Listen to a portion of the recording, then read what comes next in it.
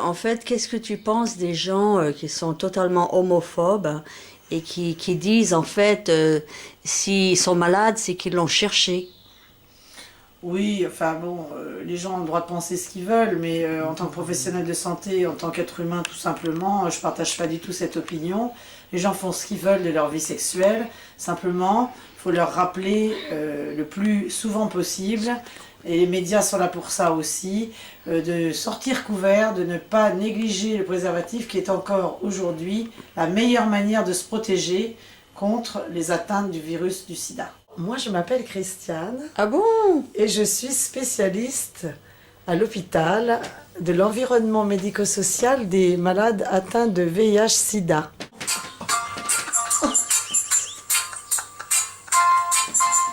Téléphone! Sorry. Tu vas regarder, Marie. Hein. C'est www.simpwest.org. Simpwest. Ça sera en ligne ce soir, mais tu vas te marrer. Alors là, on a une Ça s'appelle perle. une queue de baleine. C'est étonnant comme elle Regarde. ressemble à la perle volée d'Harry Winston. Ah bon? Écoute, oh non mais arrête tes conneries. On va m'arrêter. Non mais regarde, c'est une queue de baleine, regarde. Oui, regarde, c'est comme la queue de la baleine. You want to save the planet in French. Christiane, tu veux sauver la planète? Écoute, ma chère sœur, pas exactement, mais très modestement, je suis quand même pas Gandhi, ni le bon Dieu, mais tout simplement une professionnelle de santé.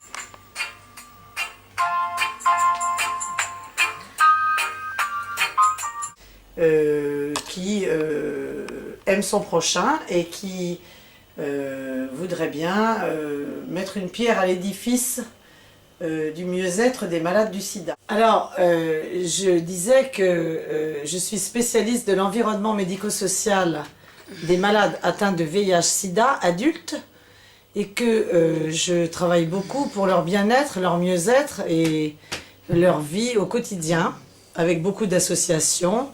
Et justement, dans le cadre de Solidays et de la Gay Pride, c'est important que tout le monde regarde simpwest.org. On pense à ces malades qui, pour des raisons diverses, n'ont pas bien pris leur traitement ou ne le supportent plus ou en tout cas l'ont arrêté à un moment donné et sont dans une situation de dépendance très importante au quotidien.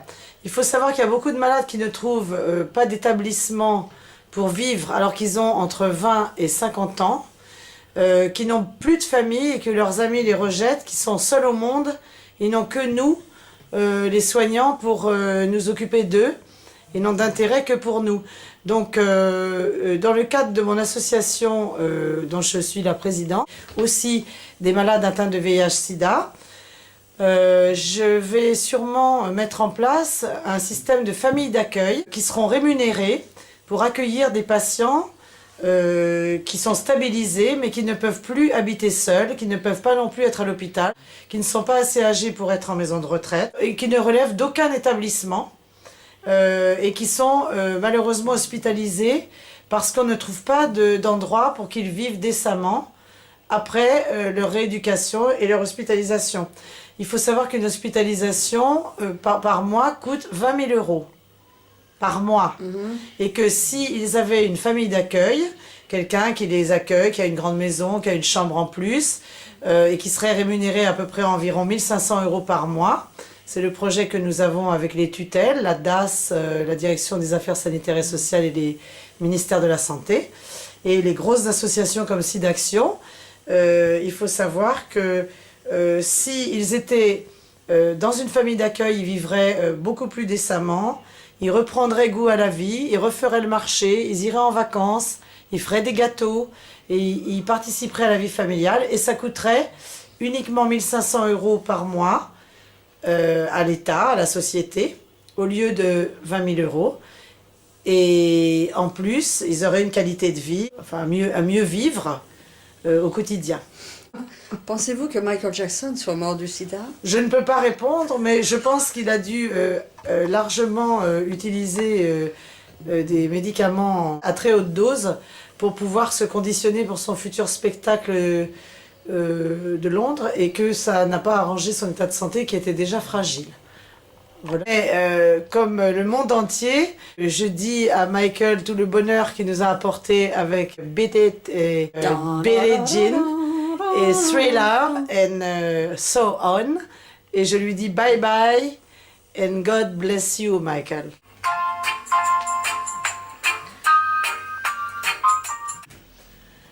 Alors, puisque nous sortons du festival Solidays et de la Gay Pride en France, il faut surtout pas oublier les patients, les malades qui sont hospitalisés et qui sont atteints du VIH-Sida. C'est mon métier, je suis spécialiste de l'environnement médico-social de ces malades et il se trouve qu'il y a beaucoup de difficultés en ce qui les concerne parce qu'ils sont très jeunes, ils ont entre 20 et 50 ans, grosso modo, et que lorsqu'ils sont hospitalisés, ils peuvent y être pour de longues années parce qu'en France, il n'y a pas suffisamment d'établissements pour les accueillir à la suite.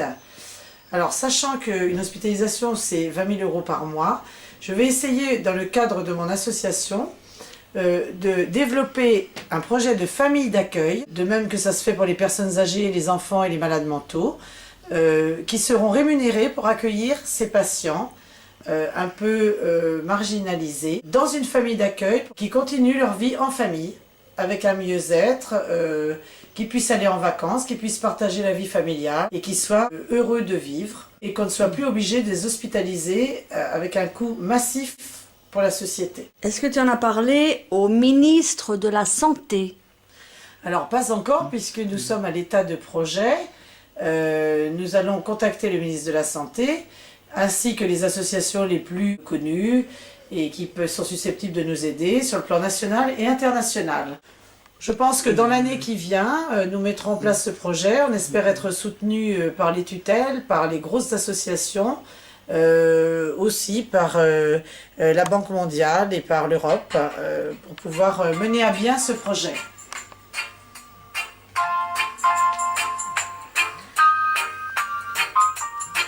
Alors cette chanson tombe tout à fait à propos. One Love.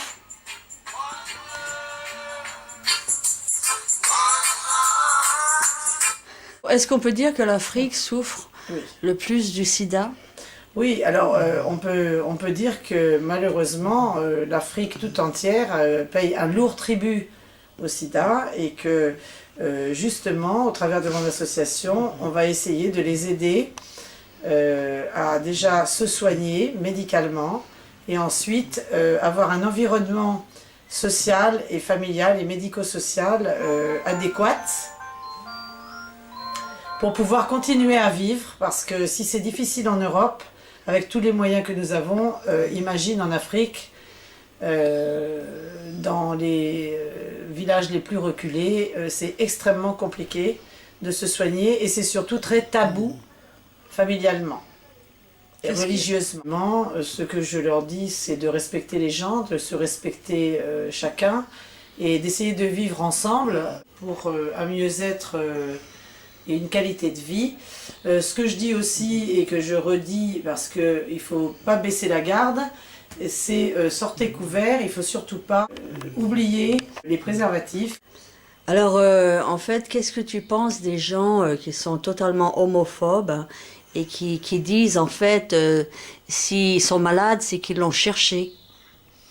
Oui, enfin bon, les gens ont le droit de penser ce qu'ils veulent, mais en tant que professionnel de santé, en tant qu'être humain tout simplement, je ne partage pas du tout cette opinion. Les gens font ce qu'ils veulent de leur vie sexuelle, simplement, il faut leur rappeler le plus souvent possible, et les médias sont là pour ça aussi, de sortir couvert, de ne pas négliger le préservatif qui est encore aujourd'hui la meilleure manière de se protéger contre les atteintes du virus du sida.